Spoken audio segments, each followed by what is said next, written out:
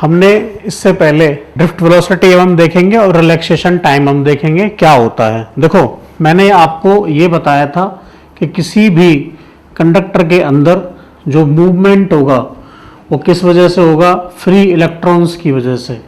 तो जो free electrons हैं वो यहाँ होंगे और जब तक कोई पोटेंशियल डिफरेंस हम उन पे अप्लाई नहीं कर रहे वो रैंडमली मूव कर रहे होते हैं, ठीक है।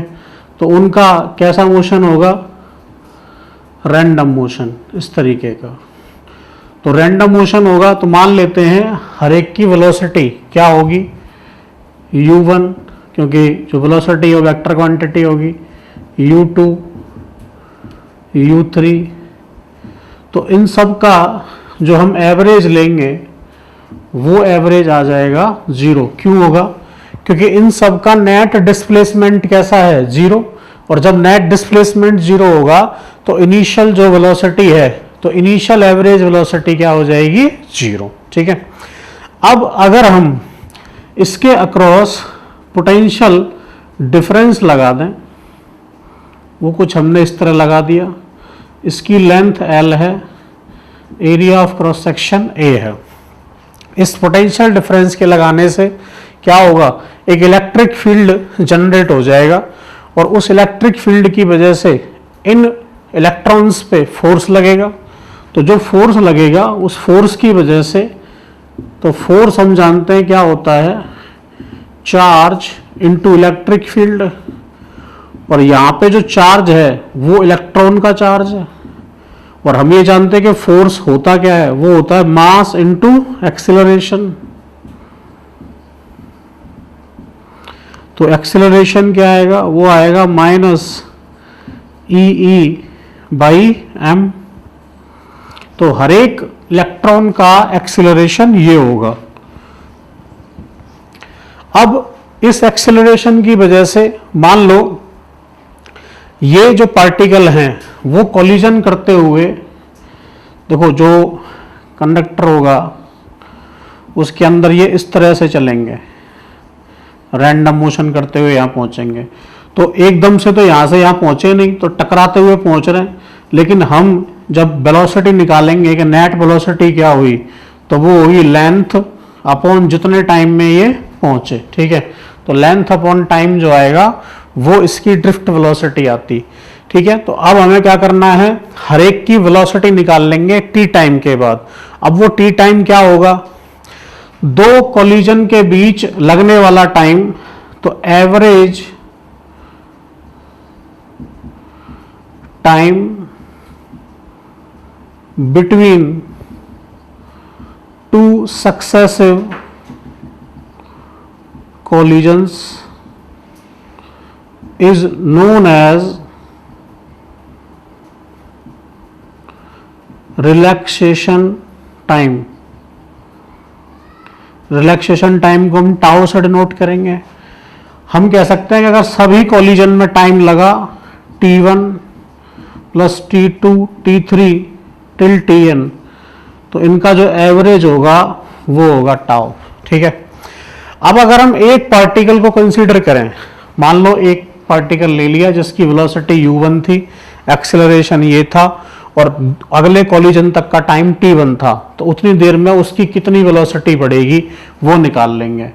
तो वो होगा v1 is equal to u1 plus a1 t1, ठीक है। तो v1 क्या आ जाएगा, वो आएगा u1 प्लस a1 की जगह क्या आएगा, a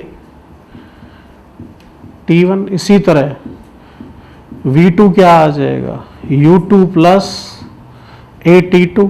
ऐसे ही अगर सबकी वेलोसिटी हम फाइनल निकालें t टाइम के बाद, तो वो आएगा un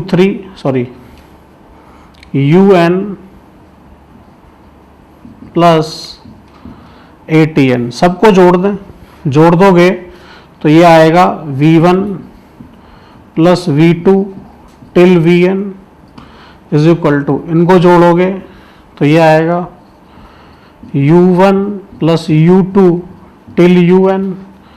a सब में से कॉमन आ जाएगा a, ठीक है। तो ये हो जाएगा a t1 plus t2 till tn। पूरी इक्वेशन को n से डिवाइड कर दो। अब देखो, ये तो हमने क्या कह रखा है पहले ही, 0। इसको हमने क्या बता रखा है, टाउ, ठीक है। और जिस एवरेज वेलोसिटी से इलेक्ट्रॉन इस पॉइंट से इस पॉइंट तक पहुंचेगा, मतलब कंडक्टर के एक एंड से दूसरे एंड तक जिस एवरेज वेलोसिटी से पहुंचता है उसे हम कहते हैं ड्रिफ्ट वेलोसिटी। तो यही वेलोसिटी जो एवरेज आई है ये कहलाती है ड्रिफ्ट वेलोसिटी, और ये हो जाएगा a टाउ के बराबर। और a की वैल्यू कितनी है, -e, तो ये हो जाएगा -e टाउ बाई m, ठीक है। तो ड्रिफ्ट वेलोसिटी का फॉर्मूला हमारे पास आ गया -e टाउ बाई m। यहाँ पे माइनस साइन का मतलब ये है कि जो चार्ज है वो नेगेटिव है, तो जिधर इलेक्ट्रिक फील्ड होगा ड्रिफ्ट वेलोसिटी उसके अपोजिट डायरेक्शन में होगी। अगर हम डेफिनेशन के तौर पे डिफाइन करना चाहते हैं तो हम लिख सकते हैं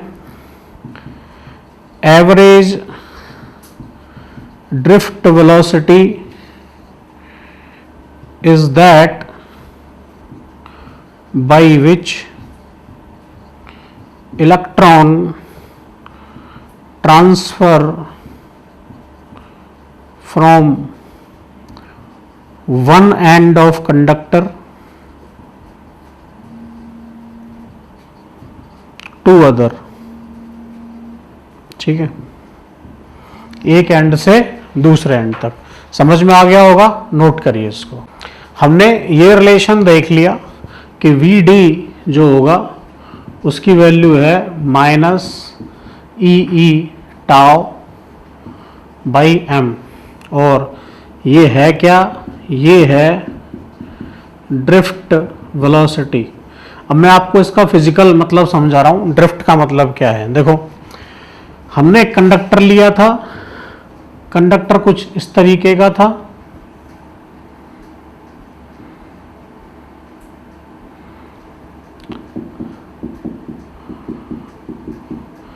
यहाँ इलेक्ट्रॉन है इस तरह के, ये इलेक्ट्रॉन इधर मूव कर रहे हैं लेकिन डायरेक्ट मूव नहीं कर रहे, ये इस तरीके का रैंडम मोशन करते हुए तब आगे मूव करते हैं, ठीक है।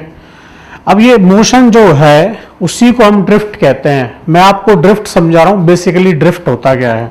मान लो शाम का समय है और एक बच्चा जो है वो पार्क में खड़ा है और उसके ऊपर बहुत सारे छोटे छोटे मच्छर जो है वो इस तरह से सर्कल में मूवमेंट कर रहे हैं, ठीक है। अब ये अगर आगे चलना शुरू कर देगा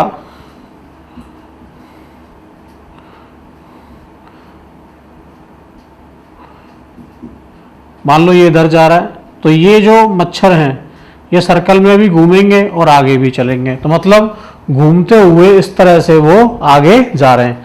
तो इसी तरह से इलेक्ट्रॉन टकरा भी रहा है और आगे भी बढ़ रहा है, इसको हम कहते हैं क्या, ड्रिफ्ट। समझ में आया, इसीलिए इसका नाम क्या पड़ा, drift velocity.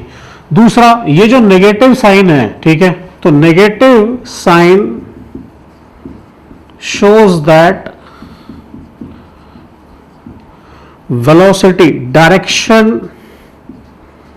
of velocity is opposite to the direction of electric field, ठीक है। ड्रिफ्ट वेलोसिटी की जो डायरेक्शन है वो इलेक्ट्रिक फील्ड के कैसी होगी, अपोजिट। जब हम इसके अक्रॉस एक सेल लगा रहे थे तो एक इलेक्ट्रिक फील्ड इधर सेटअप होगा और ड्रिफ्ट वेलोसिटी के जो डायरेक्शन है वो इधर है, ठीक है। इसलिए ये फॉर्मूला आपको याद होना चाहिए। तो ड्रिफ्ट वेलोसिटी का फॉर्मूला हमने ये पढ़ लिया था। हमने ये देख लिया कि माइनस साइन, नेगेटिव साइन क्या शो करेगा, negative sign shows that direction of velocity is opposite to the direction of electric field. जब हम इसके अक्रॉस एक इलेक्ट्रिक फील्ड लगाएंगे तो उस इलेक्ट्रिक फील्ड की डायरेक्शन तो इधर होगी, लेकिन जो ड्रिफ्ट वेलोसिटी होगी वो इधर होगी, तो दोनों एक दूसरे के अपोजिट होंगे। इसका जो फिजिकल सिग्निफिकेंस है वो मैं आपको समझा देता हूं।